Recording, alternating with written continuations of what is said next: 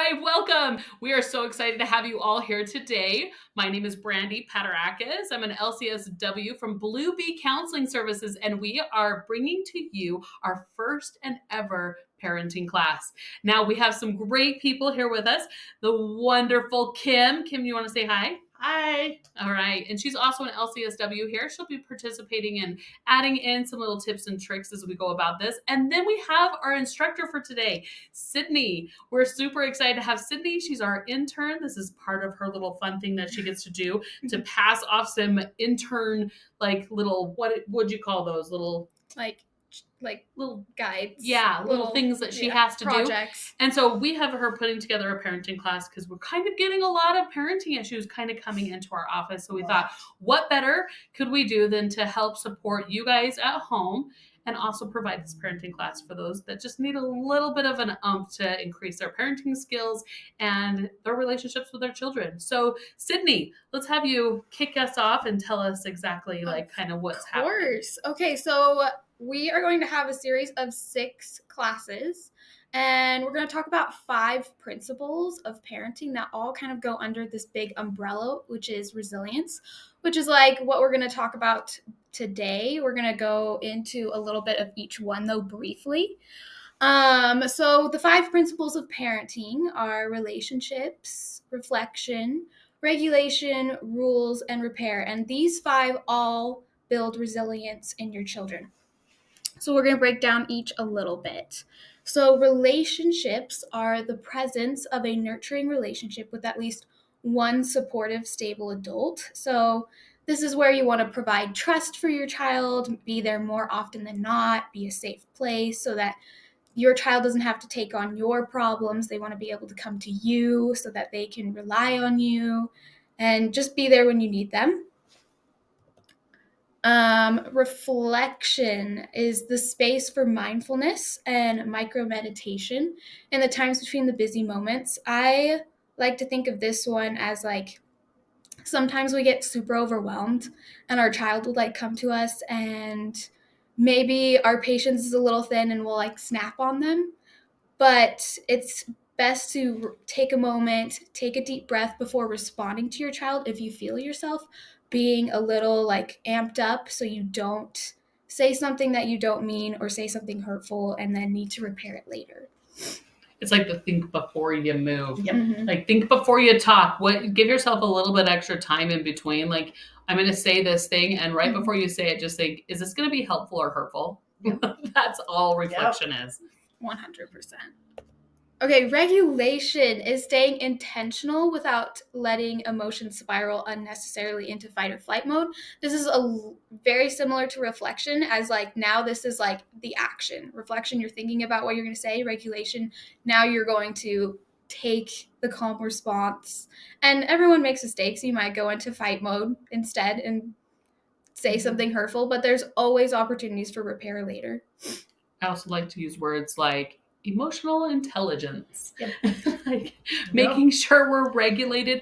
Am I going into this situation with a heart of war or of a heart of peace? And that can be a really big indicator on whether I need to take another bathroom break before I go and talk to my child, or to say, no, I think I'm pretty regulated. I think I'm in a pretty good place. I can go and have this conversation and keep my emotions and my tone at a really great level. Yeah, the key is to be intentional. Yes. Mm-hmm. Know beforehand, before you speak, be intent on what you're actually speaking. I love that. Mm-hmm. And it's not always easy. Mm-mm. Come on, inner peace. I don't have all day. I love that. Rules, creating boundaries and limits to help your children feel safe. I think something I always heard from my parents was, you'll thank me one day, you'll understand one day. I think as a child, it's hard to remember, like, know why rules and boundaries are set in place, but they are there to keep us safe. And as a parent, it may be hard to like remember to hold on to your boundaries and your rules when your child may be having a moment or throwing a tantrum and fighting against you, but constantly reminding them that it is for their safety and their well-being, and just like staying strong on them and not changing them throughout. One thing I think about on rules is that sometimes I think that it's really hard because we want to people please, and especially with our children, right? Mm-hmm. But I like to use the words along the lines of like, I would be a terrible parent if I didn't do this thing right now. And that kind of sets the precedence for me, like I don't really want to have to parent you, but you're kind of making me have to parent you. So knock it off. Stop making me have to parent you. Why do you have to? So I kind of turn it around and make it about them of like, hey, we have rules around our house. There's rules to keep us safe, to keep us to be able to stay connected. And so because we have to have rules and they're imperative for our growth and development and for our relationships and our family, that we're going to have to implement some things, and rules can change. Mm-hmm. Rules can be different. It might work for one kid this way, and we might have to change it and to be completely different for another way. And so allowing yourself to mold and be flexible, it's like a nice little dance that we have to do with rules and creating the boundaries, and then teaching our kids that ultimately, if we have a wide set of rules where we have no rules, right? And then it can cause complications because then our opportunities are limited. But if we have a lot of rules, or we have very strong sound based rules, then it opens more doors of opportunity for our children so that we can all function peacefully in our environment that we're in with our family. Plus, rules create predictability, and you have to have predictability. Yes. For kids want to know that if I do this is how mom will react every time. Mm-hmm. So rules give them that predictability, which then gives them the safety to be kids. And kids needed safety. Mm-hmm. Okay, I love those insights. Repair, the spontaneous and intentional processes you can use to mend your relationships. No one's going to be a perfect parent. You're going to make mistakes, and there's always opportunity to repair those mistakes and apologize, make up for it, fix your relationship. No relationship with your child can ever be too broken. Repair is always an option, and it's always there, and it can be so beneficial. Plus, how hard for a kid to have a perfect parent. Mm-hmm. Then they'd have to be perfect. Yeah. Right. If you repair, they learn to repair. Yeah. It fosters an environment of perfectionism. Mm-hmm. And perfectionism can promote, narcissism and complications with them feeling like, or I guess what's that word? It's that constant need to be right, and if they're not right, then there's something wrong with them and they're not good and that they're a bad person. And so teaching them that it's okay to repair, and for us to go back and say, hey, I'm sorry I did that thing and that wasn't very nice of me and I need to work on that, can also show them that they can repair too, and they can come to you and say, hey, I did that thing and that wasn't very nice and I'm sorry. Mm-hmm. So repair is a huge thing. It's a beautiful one. Mm-hmm. It's a gift that we give our family members. Yep. For sure. Mm-hmm.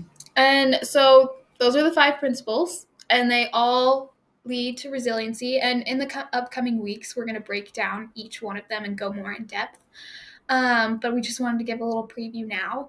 Resiliency is how kids learn to weather life's storms and stay true to their values. And this is like, if you want your child to be a good human, resiliency is key. And it's also like the bounce back ability, because life is hard, and teaching your child to weather those storms and overcome the trials or hardships that they have will just help them be so much stronger and be a better person. And what is it that I'm thinking of? With resiliency? Yes, I love the idea of bounce back ability, right? Mm-hmm. Because they learn that ability to say, okay, it happened, now what? Yes. What do I do to fix it? Mm-hmm. Kind of going along with repair. Yep. So some major characteristics of people who have resilience qualities are that they're resourceful and have good problem-solving skills. They're more likely to seek or ask for help, which I think can be really hard and a lot of people struggle with. Holding to their beliefs that they can do something that will help them to manage their feelings and to cope. Having social support available to them, and being connected with others, such as family or friends. I love it that it breaks those down, Because I think resiliency is one of those things that's like a really fundamental core component that if we lose sight of it, it can foster all sorts of complications in our relationships with others and within ourselves. And so if we can find ways to be resilient, and I think Brene Brown is one of those people that talks about this really well about resiliency is, finding those people who are resilient to shame, finding those people who are resilient to negative thought patterns. And and how do we, the bounce back ability is when it bounces, it's like that little cute little, I don't know if it's a nursery rhyme. It's not a nursery rhyme, but it's like whatever you say won't stick on me. Rubber, you're glue. Yeah, I'm rubber, you're glue. It'll bounce off me and stick on you. You know what I mean? But there's a little bit of like resiliency to that, of being like, okay, you can say that thing to me, and I can have my hands open out really wide and saying, okay, whatever you say, I'm gonna take inside me and allow it to stick. And I make a truth with it. I make it true, and it's a part of who I am. And because there's little bits of truth to it, we can tend to seep it into ourselves really easily, rather than being like, no, you got to hold your hands out. And when someone throws something at you like that, and those hard components of life kind of come hitting you, you can keep your hand like in a catcher's mode, catch it, turn it around, observe it, look at it, and say, is this something that is true for me? Do I need to keep this, or can I just like throw it in the garbage can? And that's resiliency, is the ability to be like present in the here and now, create that mindfulness so that you can say, there's truth to it, but it's not completely true. And therefore I need to really, in order to become resilient or to hold on to resiliency, I need to throw that in the garbage can because it's healthy rather than hurtful. I think these characteristics are great because isn't that exactly what you want every kid to have? I mean, look at that list. I want every client to have that. Or not, right? So resiliency, this is a reason why you take courses like this, is to learn these skills. I think another thing here too is it's a great reminder for you as parents to look at this list and say, ooh, do I have these? Like, is this something that maybe, are they some of the things that I internalize or keep dear to my heart and show other people, or manifest them outside of myself? Or do I struggle with some of these? And then maybe that's a good component to say, hey, maybe I need to work on some of these, and how do I do that? Right. And we're going to go over those, which Sydney has prepared very beautifully for us. And stay tuned. She has a lot of really good things coming forward in the next couple weeks. I've been seeing her notes. I've been watching her slides, and they're fabulous. And so today is just kind of more of a rundown on teaching the resiliency and diving into some key components. But man, what we have coming forward is going to be amazing for you guys. It's really good. I like that you brought up Brene Brown, because this is a little bit of some stuff that she talks about. She talks about the 3 C's, which build or foster resilience as well in children, and their courage, compassion, and connection. Courage being the ability to speak one's mind by telling all of one's heart. She shares a story of her daughter calling her at school and saying, like, I can't do this activity or something. It makes me too uncomfortable. I need you to come pick me up. And she picks her up, and her daughter gets in the car and says, like, sorry, Mom, that I wasn't brave today. And she's like, no, like, that was incredibly courageous of you to speak up and say something that made you uncomfortable. Like, don't think of it as something that wasn't brave. So just like always sharing exactly how you're feeling, speaking your heart and your mind. Compassion, the heart of compassion is acceptance of ourselves and others. Not only do we need to have self-compassion, but also compassion for others. And connection, the energy that exists between people when they feel seen, heard, and valued. So I think building that connection with your child, making them feel seen, heard, and valued is so important, because when they have that connection to you, they're more willing to come to you in moments of distress, or even in the happy moments. Like, they always just like want to come because they feel validated by you. And that is like the most important thing in your relationship with your children, is that they feel valued, heard, and seen. I love that. I also, one component to compassion that I think is interesting is vulnerability.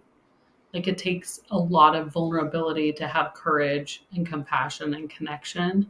And that's kind of one of the ways that I like to teach my clients is like, hey, you want to have courage. It's great. Sometimes it's also okay not to have courage, and to find out how like things can be hard, and let's self-discover that, but through vulnerability, that's where we can find those components that are really important and how to like sustain these three things that you're seeing here on your screen. Okay, so Brene also uses this little acronym, which can be really helpful. I like to think of these questions as something you can ask your child throughout the day that you can even ask yourself. AEIOUY. So A being, have I been abstinent today? And that can mean pretty much anything, meaning like from technology, maybe your kid needs some time away from video games or something like that. It's up to your own interpretation. I kind of like it as like a sacrifice. Like if I made a sacrifice today to improve something or done something. Mm-hmm. And then E, have I exercised today? I, what have I done for myself today? O, what have I done for others today? U, am I holding on to unexpressed emotions today? And Y, yeah, what is something good that's happened today? And I think you're probably not going to hit every single point every single day, but it's just a good layout to have, to ask yourself and to ask your child, to also teach your child to have an inward and outward mindset, thinking of like, okay, what have I done for myself? What am I not expressing that could maybe like fester and cause distress? What is something that is positive, that like good that happened today that I can focus on? And then also like turning that outward mindset and thinking about others and those around them and thinking, oh, like how can I reach out to others? How can I benefit them? It also like teaches them a lot of putting themselves in others' shoes. And we talk about this later on today, but the theory of mind, where a child learns that it's not their world and that other people have other feelings as well. That's really good. I think that the unexpressed emotions today is so important because it takes like that mindfulness to recognize that you have unexpressed emotions. Like I can't tell you how many kids come into my office that are really angry or really frustrated or mad, and we're seeing like a lot of complications at home happening with this, where they're fighting with their siblings or they're throwing things, or they react all really suddenly to heavy circumstances or situations, and then I have to be like, wow, we're not really understanding our emotions. And this is like a great tool and segue to start, is like recognizing, can we stop right now and say, what are my emotions and how do I feel them, so that before they get to like, can we see them as sad, or can we see them at lonely, or can we see them at uncomfortable before they get to like angry or even like rage or fury, and so if we can stop them at an earlier level, then that can be really super helpful. So this is like a really great way of reminding ourselves, like, hey, what are some of the things that I need to do to take care of myself? And recognizing our emotions is one of those things. Because like if you don't express yourself, like your husband made you angry, but you don't express it, you keep it unexpressed. Well, the next time he does the smallest thing and you lose it off the top, right? And you're like, that doesn't result in that. It's because you didn't express it earlier. So asking yourself if there's anything unexpressed is a great question. Mm-hmm. Yeah. Okay, you're probably wondering, like, okay, how do I do this? How am I supposed to take action, build resilience in my children, not only in them, but also in myself? So we have some little things that can help foster that. Another acronym, GAMES, which are gratitude, autonomy, motivation, empathy, and self-regulation. So we're going to break down each and give examples. Gratitude, which is all about playing the long game. Robert Emmons, a professor of psychology, says that gratefulness is a relationship strengthening emotion because it requires us to see how we've been supported and affirmed by other people. I think just having that positive mindset of thinking of things that we are grateful for just puts us in a more positive mood, and it has been shown that like it provides more joy in your life, and that more understanding of others, and it's just something that can be really powerful. I find that gratitude is also the key to undoing all anxiety and depression. Like it can be the key, right? Because if we can find the things that we're grateful for in our everyday life and the little small things, we can show and teach our children how to have those. What a great gift to give them, because then it promotes positivity and it promotes the things that we do have rather than the things that we don't have. It teaches the kids to see, the cup is half full rather than half empty, and how amazing that could be in a child's life, because we know the kids are not going to have an easy life going through all of the challenges that can come up. And so having a sense of gratitude and understanding gratitude on the tip of their tongue, like it becomes an easy element for them, can be such a beautiful thing. And so some ways that I like to install gratitude is by gratitude journals. Even at the dinner table, saying a couple things. What are we all grateful for today? What are some things that happened? And doing kind of a game with gratitude and teaching them gratitudes. I can't tell you how impressed I've been with some of my clients when they've left my office feeling this way, and then coming back and saying, because I entered in gratitude this week, I have noticed some differences. Now they've had to smack themselves with them. They put them on their car windows. They're on the front of their phone. There's like a funny gratitude song that they implement in the morning when they wake up. They're putting them on their mirrors as they're getting ready. But gratitude can be like that key of undoing. It can help with suicidal ideations, depression and anxiety. So just a really, really important key here. Mm-hmm. Yeah. So we just want to give some examples for different age groups. So toddlers, going on gratitude walks and sharing what you are thankful for. And if your toddler expresses delight, help them name this feeling of gratitude. For young children, it can be hard for them to know exactly what their emotions are. So labeling it them for them. So if they're like, oh, I really like the butterfly, and they're following it around, you can say, oh my gosh, you're so grateful for the butterfly, or you're thankful for the butterfly. So that they can internalize that and recognize oh, that's what that feeling is. That means that I'm grateful. And then they become more aware of that throughout their life. For preschoolers, practicing rosebud and thorn at family gatherings, asking what's something good that happened today, what's something that didn't go so well today, what is something that you're looking forward to in the future.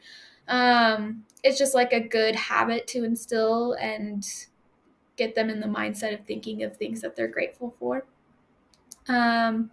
For those who are in the elementary age, add a family gratitude journal and have family members note what they're grateful for. So this is kind of like having one journal for the whole family and just leaving it in the same room and inviting through the week your kids to, when they feel like they find something that they're grateful for, to go and write it down. And then at the end of the week, sitting down together and reading through the list kind of just helps bring that connection between the family and get them thinking throughout the week of little things that they're grateful for.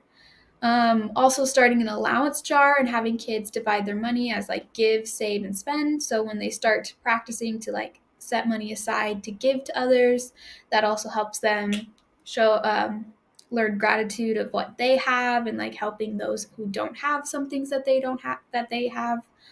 Adolescents, it's kind of having just conversations about gratitude, saying hey, what have you noticed that you're grateful for? And then having teens engage in community service activities, I think, is extremely helpful for them to learn that kind of also outward mindset as well, that others may not be as fortunate as they are. And then it also helps them see the things that they do have and how grateful they are for them. Yeah. Any thoughts? I love all those. I think that is such a great assets. I wish I would have had a little bit more information, when I was raising my kids, on some things that could do to insert some gratitude. And I wish I would have known how important it is, and teaching that fundamentally is the number one thing. If you don't learn anything else today, this is the thing that I want to push the most, is finding gratitude and you practicing gratitude as a parent so that your kids can learn ways to do it. to make it a lot easier, because man, when we get clients in here and they can't foster a sense of gratitude, and it becomes a hard thing for them to see or to bring out, it makes the healing journey just a little bit harder. And so this is like my most important thing that I feel like is the key to all undoing of anything that's hard in a family unit. In our house, we do at night at dinner, you have to tell us one thing you loved about today, one thing that was hard about today, and then we call it a blueberry. Just any other random fact about your day. A blueberry. I love that. Kind of fun. So it's kind of like her rose, bud, and Right, thorn, it's and a exactly blueberry. that, And a right? And a blueberry too. That's good. So it makes for fun conversation. Plus, you get to hear what other people are doing and what was hard for them and what they felt grateful about. And anyway, I love that. Such good ideas. And I'm sure you guys have some at home that you're thinking about of things that you're doing. And if not, take a second right here. Think about those things, because you got to see the win in them. If you can see the win, the things that are working well for you, great. Keep on doing those things. for sure. And then if you see the things that maybe are not working as well, be willing to like maybe change up some things, add in a sacrifice, change up some components, and try something new. And these are just some great ideas to do that. Yeah. Okay, we have some silliness. I love Just take these. a break. We've had a lot of heavy. Not I really. will find you and I will hug you. you. And you got to say it with the right tone. I will find you. I will hug you. Like. And you know, like when November comes around, it's like Thanksgiving, and everyone starts posting everything that they're thankful for, and you just like get thankful overload. That is brace yourselves. That's awesome. Brace yourselves, or it's coming. It's gonna happen. Yeah. Well, and especially when you're in a negative mindset too. For I think that it's so hard to think positively. Like we want to just eliminate all positive things out of our mind. So this is not a component to be like when your child's already hit the level of anger or frustration to be like, let's think positive. Yeah. And then they're like, I'm so not. Hate everything. Like this is the moment when you can start seeing like some components of like they could, if we start elevating this, or if it could get in an unhealthy position, that it could cause, words are hard today, it could cause some fundamental distress in our family. So let's teach them early, let's teach them young, let's teach them how to find it before they get to anger and rage and fury. Like, let's do this all beforehand. Yeah, for sure. Okay, on to autonomy. Let children do what they are capable of doing themselves. I think sometimes as parents we're like, oh, we just want to do everything for them, like make it perfect. Let's hurry this up. Like make it faster. They're taking too long. Like, oh my gosh, just tie your shoes. Like, oh. Do you have to climb out of your car right now? Right. Like it takes 5 minutes for you to climb out of the car by yourself. My husband has a great one with this. When they build the Pinewood Derby car when they're little scouts, he actually makes a spreadsheet, and anything they could do, he like highlights it so that he doesn't do it. Because he knows he'll take it over, right? Because he could make the perfect car. And he had to teach himself long ago to like highlight everything I don't have to do that they do. I love that. And could we do that in the morning routine? Right. You know, like this is what it involves. What can they do? And under certain circumstances, there are times when you need to interject and take over. Grab the shoes and go to the car. Yes. You're like, we're going to be late. Throw them under your arm and get in. Yes. But it's just kind of like there are things that your children can do themselves, and providing support for them, but not too much to the point that like they can't stand on their own feet. We need to teach them responsibility so that they can grow up to be able to take care of themselves one day. Which is like this is called zone of proximal development, which is the first step is show, don't just tell. So when you want to show them how to do something new, walk them through the steps, don't just tell them, so that they can like see it visually. 2, do the task together. So then you're doing it step by step together, hand by hand. And then 3, let your child show you how they do it. So then you can step back and be like, okay, now it's your turn. Like, show me how to do it. And sometimes our children are going to fail, and they'll make mistakes, and they'll be like, I'm never going to get good at it. And it's important to emphasize you're not good at it yet, so that they like internalize that they will improve. Nothing comes naturally. They will get better at these certain tasks. And it just like helps them have a better mindset of like, okay, like if I keep trying instead of just falling down and giving up. Sesame Street has a great song called The Power of Yet that they can Google. That's awesome. That talks about yet. I love that. That's so fun. Okay, on to examples. Infancy, during tummy time, put a toy a little almost out of reach so that they can like start reaching, learning to like get it for themselves. And then also mimicking, kind of copying what they're doing helps them see. I don't know. I love mimicking because yes, like narrating what they're doing almost. This is something that's really important that we do actually in play therapy, where we mimic after them. Kim is really good at this. Maybe you can like share a couple of things of how you mimic in play therapy that can be so helpful for kids to process through things. Yeah, just basically whatever they're doing. So if they say, ow, you're like, ow, right? It's just mimicking their thing. Or if they're like, this girl's in time out, you're like, this girl's in time out. And it just teaches them that there's two-way conversation going on here, and that somebody's paying attention and listening. And I think there's an element of validating them for in sure it as well, 100%. which is saying like, yeah, you're hurt. Ow, you know, like that must hurt, you know. And so it's like mimicking with a level of validation, which is awesome. Yeah. Okay, that was good. Toddlers stretch their skills by encouraging them to get dressed partly by themselves. So you could put like their shirt over their head and then have them put their arms through the sleeves. And then also letting them turn the page when reading a book at like bedtime so that they can feel like they're part of it, they're doing their part. Elementary, have kids begin trying new tasks like packing their own lunch. Sometimes they may not do it correctly, but they'll learn. And show them how to do the task together. Let them show you before letting them on their own, kind of revisiting zone of proximal development.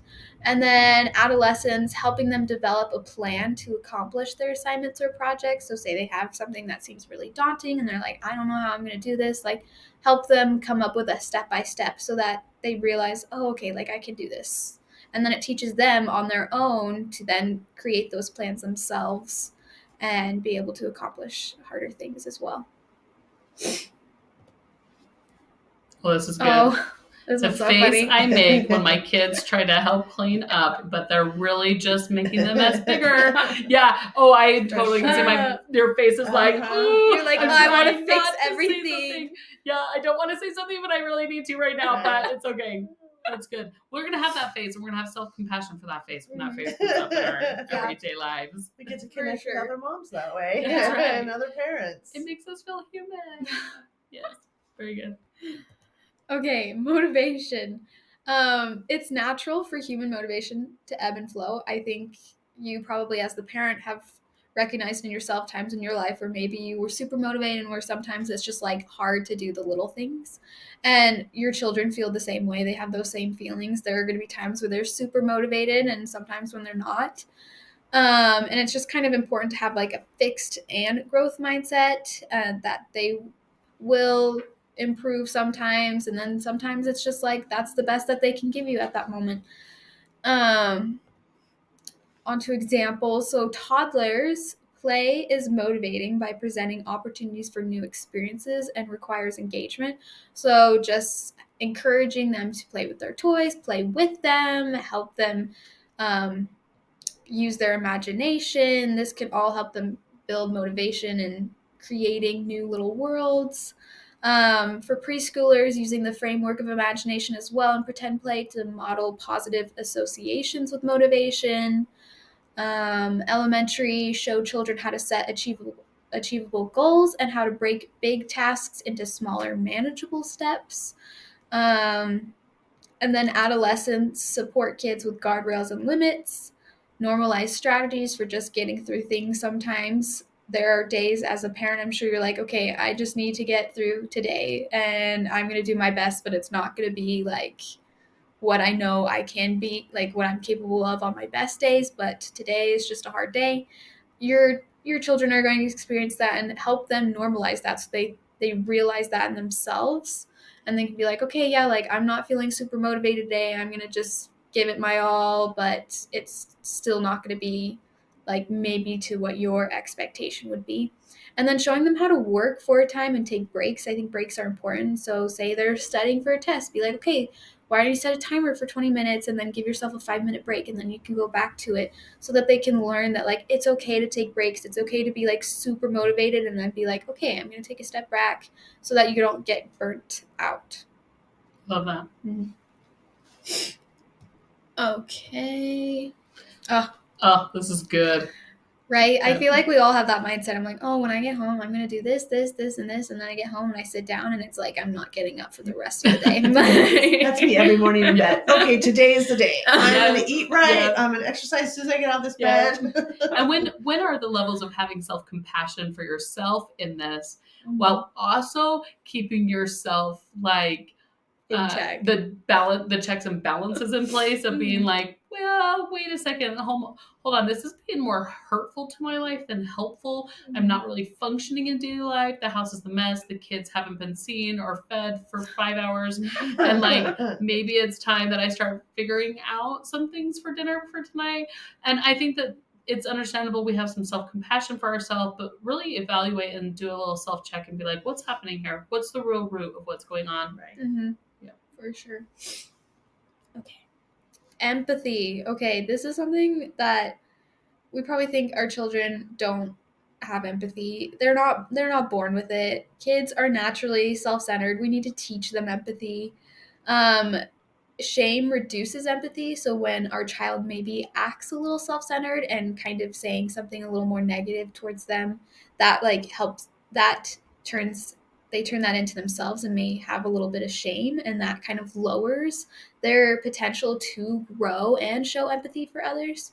So it's important to just remember, like, okay, like their brain is not fully developed. The prefrontal cortex is not developed until you're like 18 or to 30 years old, and that is the part of the brain that makes decisions, is like thinks about others. Like, so kids don't have that. They need to be taught. So take the time to point out to kids how good they make other people feel when they are kind and caring, so that they can build that foundation of a moral compass and seeing others in a different perspective. This is where we bring in theory of mind again, that this is not something that they're born with. They will start to realize that other people have other emotions and it's not just their world, and that everyone else is kind of living in it. So help your children create that outward mindset. Good. Do you have a thought? Nope, that's perfect. I love empathy.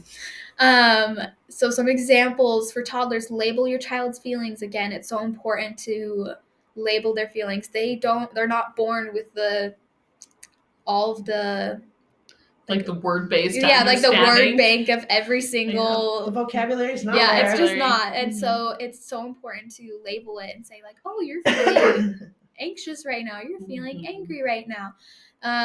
For preschoolers, play pretend, so your child can imagine from another person's point of view, so that they can start developing that theory of mind of realizing, oh, other people have other feelings too. They have other things that they're experiencing. Read with your kids, point out and notice what the characters are experiencing, so they can start learning that as well. Elementary, invite your child to think about how someone else feels. And then adolescents, hold a weekly family meeting to go over what everyone's needs are for the week. I think sometimes we can get caught up in our own things and then we forget like, oh, this was going on in my child's life. I should have realized that was like why they were acting that way. They were stressed. So like knowing everyone's schedule, what things are coming up, what things may be hard or things they're looking forward to, is just a good place to be in, to just have empathy for each other.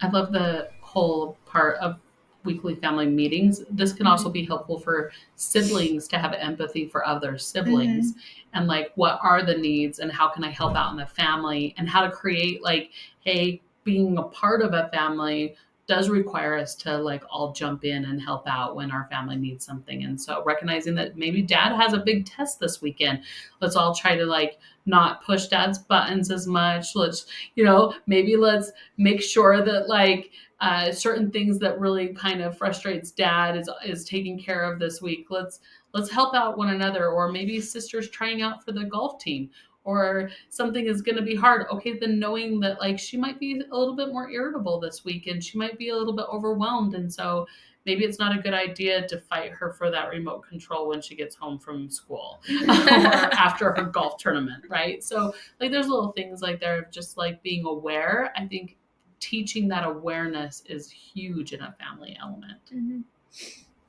So true. And then how would you like it if the mouse did that to you? Kind of thinking about others, and you're like, okay, treat others the way you wish to be treated. That's so funny. That's cute. Okay, this is our last one, self-regulation. This gives humans the ability to make choices about how we're going to respond in any given situation. So it kind of goes back to one of our 5 principles, regulation. It is an executive function housed in the prefrontal cortex, which we talked about a little bit earlier, where making decisions and regulating yourselves is not something that is like fully developed until the age of 18 to 30 for males and females. So just kind of teaching that if your children will co-regulate from you. So if you're regulated, they will be regulated as well. And there are some like activities that you could do to like teach self-regulation, which are board games. Maybe not like getting fired up and remembering that it's just a game. I know there have been many family arguments in my house that like we thought relationships would end because of Monopoly. Teaching them good styles of losing fairly. Yeah. And that it's actually still fun to play even though we do lose all the time. Mm-hmm. You can't win every single time. I purposely win sometimes. I have games I can manipulate so that I can teach them the principle. Mm-hmm. Yeah. Don't let your child win. Don't just be like, oh, I'm going to let them win. Like, they need to learn to have that feeling of like, oh, I didn't win, but it's still okay. The world is not over. Yeah. Simon Says, Double Dutch, Hokey Pokey, dance parties, kind of all of these. It's just a good list to look at of ways that you can help your child be more self-regulated. I like that. Mm-hmm. All right. And I think that is where we wrap up. We're so glad that you guys are all joining us for today. Any final thoughts? I think that this has been so helpful. Of course, this is just a brief overlay of some things to kind of get your mind focusing in on some key components that could be really helpful to starting our pathway into teaching you some really great concepts of parenting that is coming up in the next couple courses. This is not heavy stuff that we just talked about today. It's very simple things, but it's enough things to help us recognize, okay, let's get a start on watching ourselves. What are some of the things that are kind of getting in the way in our household or in our home with our children, and what things are really working? And can we have like some self-compassion and some self-love for those things that are not working out, as well as strategizing some new plans, allowing yourself to do some things differently. And sometimes it takes sacrifice while also recognizing the things that you are doing well at and celebrating those can be huge in teaching your children, basic functionality components to, parenting. I think this can seem kind of fire hose, right? We just threw all that information at them, right? So this is a great one to start, like you talked about with teenagers, like piecing it, take a piece of it. So pause it, go think, okay, I want to work on this one aspect. I'll come back to the rest of it later. And doing it one at a time, not feeling like we're just giving you all the information. You do it at your speed. Yes. And we'll also have these slides available. So it's not like you have to go through and watch the whole thing all write it over all again. down. Right, exactly. Yes. We'll have them available that you can go in and click through the slides and just try to remind yourself, okay, these are the things that are really important that I feel like our family needs to work on. Let me do a key component list here, and we'll dive into one at a time. There you go. And that self-compassion, I think, is so important. Again, you're not going to have like the license to be perfect as a parent. And if you think you are, then you've already failed. And that's the thing that I think we have to remember, is that we are not here to do everything right and perfectly at all times. We need to have a little bit of making mistakes and going through some of these components to see what works and what doesn't work, and reevaluate, readjust, and start again. And that's what parenting is. And so as soon as we can have that self-love for ourselves, then we're on the right trackway to good parenting, as well as like recognizing where you are contributing to some of the issues. Like, I think we have to turn our finger into ourselves and be like, ooh, that might be a me issue. And so that's why it's called a parenting class. Your kids might be responding negatively at home because of this of the things that you might be doing as parenting. Again, self-love, self-compassion, recognizing those things, fixing them and tweaking them, and let's get back on board and see how they work out. And if not, we'll go back to the drawing board again. Great set of slides, Sydney. Yeah, it was really great. Yeah. So we hope you join us for our next one. We'll be putting these out every week. And so hopefully you'll have time and you can join us for the next class. So until then, we'll see you later. Thanks for joining us. Thank you.